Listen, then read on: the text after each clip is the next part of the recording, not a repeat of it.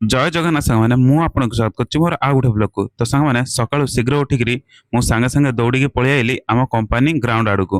କାହିଁକି ନା ଆଜି ଆମ କମ୍ପାନୀ ଗ୍ରାଉଣ୍ଡରେ କ୍ରିକେଟ ମ୍ୟାଚ୍ ଅଛି। ଆଉ କ୍ରିକେଟ ମ୍ୟାଚ୍ ଦେଖିବା ପାଇଁ ମୁଁ ବାହାରି ଆଇଲି। ଆଉ ମୋର ଦେଖା ହେଲା ଆମ ସେକ୍ସନ ପିଲାମାନଙ୍କ ସହିତ। ତ ତାଙ୍କୁ ଦେଖା କରି ସାରିଲା ପରେ ମୁଁ ପଳେଇ ଗଲି କ୍ରିକେଟ ଗ୍ରାଉଣ୍ଡ ଆଡ଼କୁ। ତ ଦେଖିପାରୁଥିବେ ସାଙ୍ଗମାନେ କ୍ରିକେଟର ଖେଳ ବହୁତ ସମୟ ହେଲା ଷ୍ଟାର୍ଟ ହେଲାଣି, କିନ୍ତୁ ମୁଁ ଯେହେତୁ ଶୋଇପଡ଼ିଥିଲି ମୁଁ ଟିକେ ଡେରିରେ ଆଇଲି। ତ ଦେଖିପାରୁଥିବେ ସାଙ୍ଗମାନେ କେତେ ଲୋକ ଭିଡ଼ ଅଛନ୍ତି କ୍ରିକେଟ ଖେଳ ଦେଖିବା ପାଇଁ। ତ କ୍ରିକେଟ ଖେଳ ଦେଖି ସାରିଲା ପରେ ମୁଁ ବାହାରି ଗଲି ଆମ ହଷ୍ଟେଲ ଆଡ଼କୁ। ଆଉ ବାଟରେ ଯାଉ ଯାଉ ମୋ ଦିଦି ମୋତେ କିଲେ ଫଳ ଆଣିଦେଲା। ତ ସେ ଫଳକୁ ନେଇକରି ମୁଁ ପଳେଇ ଗଲି ଆମ ହଷ୍ଟେଲ ଭିତରକୁ। ତ ସାଙ୍ଗମାନେ ହଷ୍ଟେଲରେ ଯାଇକି ମୁଁ କିଛି ସମୟ ଶୋଇପଡ଼ିଥିଲି। ଆଉ ଏତେ ଡେରିରେ ଉଠିଲି ଯେ ଟାଇମ୍ ଦେଖିଲା ବେଳକୁ 5ଟା ହେଇଯାଇଛି। ତ ମୁଁ ସାଙ୍ଗେ ସାଙ୍ଗେ ଗାଧେଇକି ବାହାରି ପଇଲି। ତ ବାହାରି ସାରିଲା ପରେ ଆଜି ଟିକେ ଥଣ୍ଡା ବେଶୀ ପଡ଼ିଥିଲା, ତ ସେଥିପାଇଁ ମୁଁ ସ୍ୱିଟର ନେଇ ଆସିଥିଲି।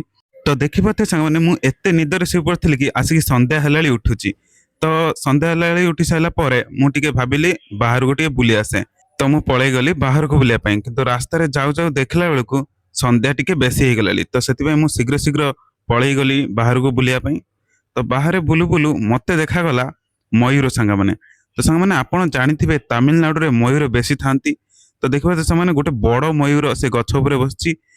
ସାଙ୍ଗମାନେ ଜୁମ୍ କଲା ବେଳକୁ ଦେଖାଉନି ଟିକେ, କାହିଁକିନା ମୟୂର ଟିକେ ଦୂରରେ ଅଛି। ତ ସେ ମୟୂରକୁ ଦେଖି ସାରିଲା ପରେ ମୁଁ ବାହାରି ଗଲି ଆମ ହଷ୍ଟେଲ ଆଡ଼କୁ, କାହିଁକିନା ରାତି ବେଶୀ ହେଇଗଲାଣି।